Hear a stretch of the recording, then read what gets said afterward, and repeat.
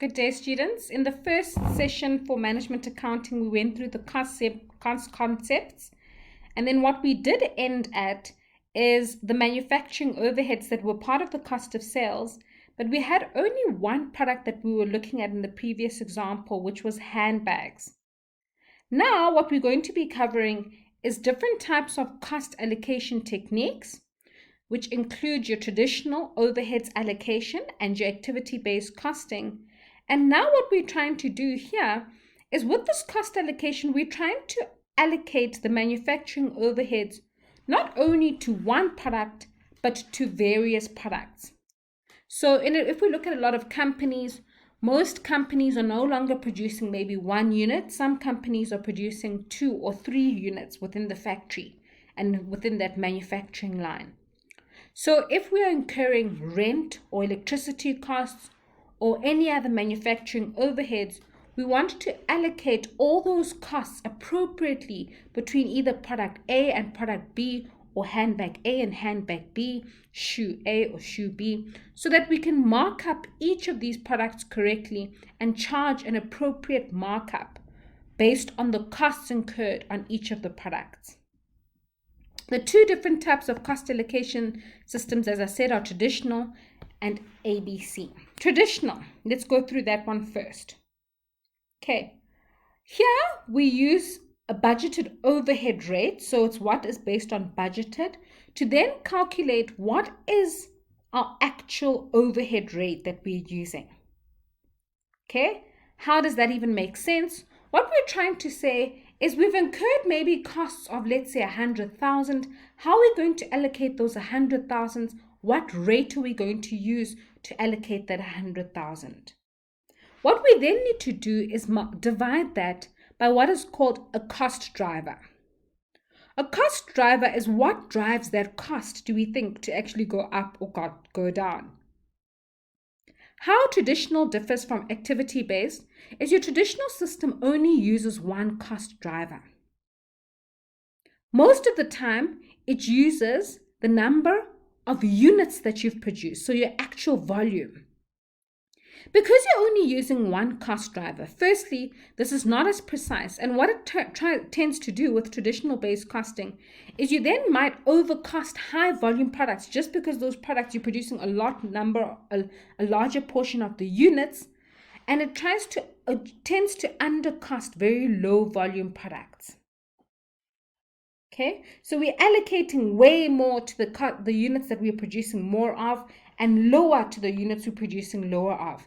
But what if, for instance, the low volume products are actually the ones that take a lot more inspection and quality control? What if they have to be handled in a lot of different lot more ways? What if they take a lot more setup costs? So this traditional based costing is not as precise. And what the other type of costing system does, activity-based costing system, is it tries to then say, I want to split out all the different manufacturing overheads and get it into different costs. And say machine maybe hours that we're using, setup. Maybe we're using a setup cost. Maybe we're using a stores receiving inspection quality. You split out all these different costs, not lump all these costs together. And then for each of the costs, we want to have a separate cost driver that determines how that cost is moving. So traditional is a lot easier. We just group the costs and we allocate them based on one cost driver. Whereas activity-based, we're splitting out each of the costs and looking at different cost drivers for each of the different costs within that manufacturing overhead amount. Let's do an example. Okay, it says, having attended a CIMA course on ABC, you decided to experiment by applying the principles of ABC to the 2 products. Okay, so let's look at the 2 products we're now producing. We're producing product A and B. The output in units is 120 and 80. All I've done here on the left is replicate that across to my Excel. The machine hours per unit, you're spending 5 machine hours to produce 1 unit of product A. So 5 hours there, and you're spending 2.5 hours to produce unit B. So what are your total machine hours? Your total machine hours you're using, if I say 120 units times the machine hour per unit of 5 hours, I'm actually spent in that year 600 machine hours producing all of those 120 units of A. What have I done in B? Each of product B's units only used up 2.5 hours. So if I multiply the number of units, each by the 2.5 you spent, you only spent 200 hours in total for machine B. Okay, so 200 hours for B, 600 for A. The total machine hours during that year were 800 machine hours. If we continue reading the question, it says the two products are similar and are usually produced in production runs of 20 units and sold in batches of 10 units. So you're selling them in batches of 10 units and you're doing a production run of 20 units. Let's carry on reading. You've got a production overhead is absorbed using a machine hour rate. But if you were to try and split out all those costs, here you've got the machine department, setup, stores receiving, quality control, and materials handling.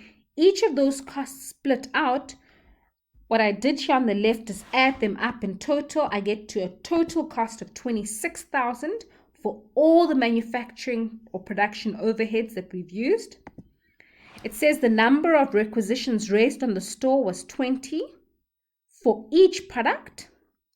Okay, so we raised 20 in total for A, 20 in total for B, and each order being for a batch of 10 a product. Okay, let's read the question. You have ascertained that the cost drivers to be used are listed below for the overhead costs, number of production runs, requisitions raised, number of production runs, orders executed, based on the various costs we looked at. But the first you're required says, calculate the total cost for each product. Total, they want total costs.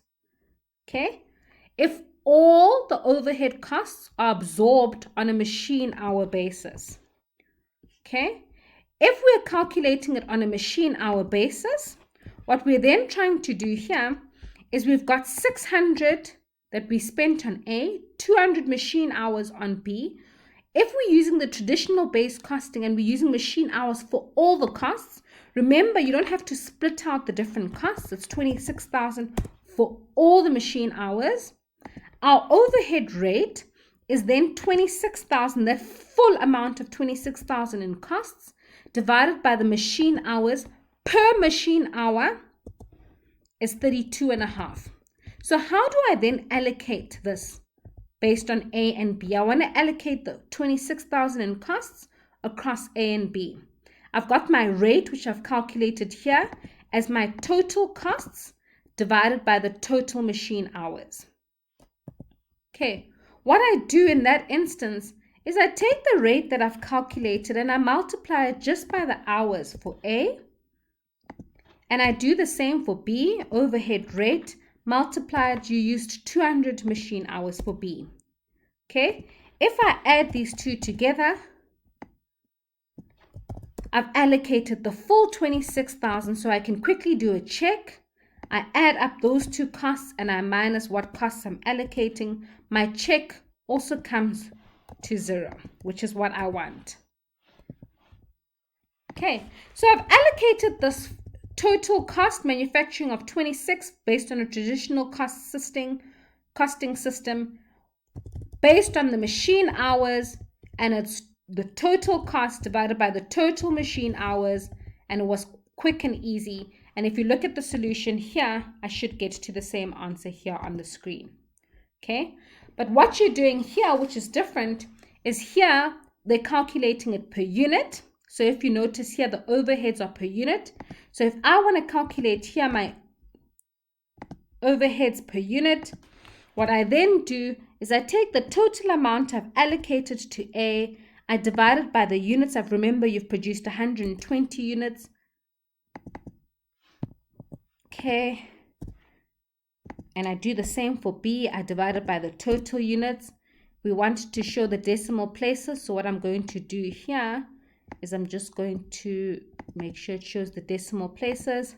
you'll notice here it's 162.5 per unit, 81.25 per unit, and it's the same here that we've calculated 162.5 and 81.25 here per unit. You bring in the direct materials and the direct labor, and you get to a total cost per unit of 230.5 and 125.5. And the number of units are 120, so your total cost, you multiply by the number of units, you get to 27,660 and 10,080. Okay, traditional base costing system is quite easy. You've just done the total cost divided by the total machine hours. You've also added, don't forget, the material and the direct labor, which were provided in the class example, and you then add these up to get to your total production costs.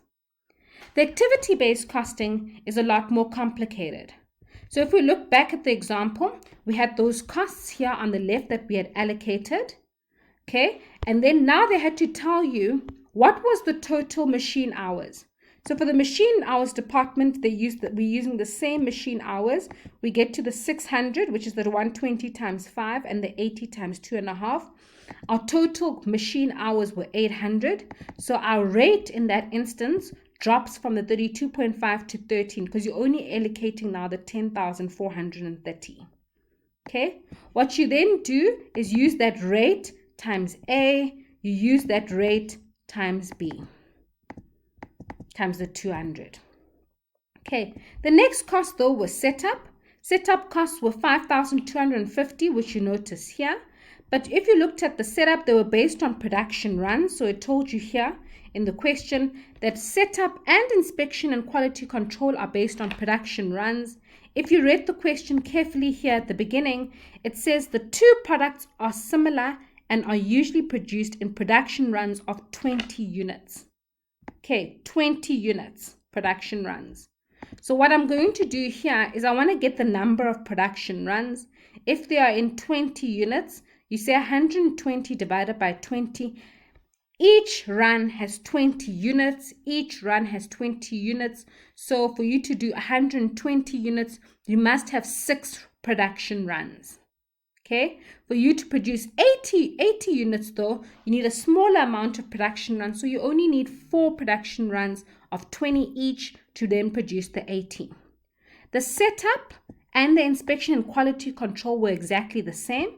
So we used 10 as the cost driver for both of those, and we just divided the total cost divided by the total cost driver in those instances. Okay, if we also read the question, it told us here that the requisitions were 20 for each product. So I've got the requisitions here of 20 for each product. And then I've got the batch of 10 for each product, the batch of 10 for each product. Okay, and each time what you're doing is just calculating an overhead rate divided by the totals that you've come up with here. And these totals are for A and B together. You calculated your overhead rate each time, taking the total cost divided by the total cost driver. And we are then allocating each time by A and each time by B. Each time by A and each time by B.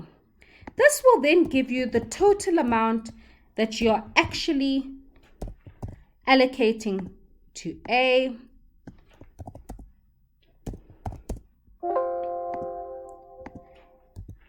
and the total amount we are allocating to B. And if we check, those two need to also equal the 26,000 that we were trying to allocate across these products. What I did here on the right is all I'm doing is I've added the direct materials, direct labor, and each time if you want to do it per unit, you just divide it by the 120 units in total here. So these are the total costs, remember. If I want to get to a per unit cost, I divide that by the per unit cost each time. So I divide each of these by 120 each time. But for B, I divide it by 80 each time. My total product cost comes to 340 for A and 285 for B. Okay, and if you look at it, it differs quite substantially to this one. Okay, So what we're going to do here, this summarizes your traditional base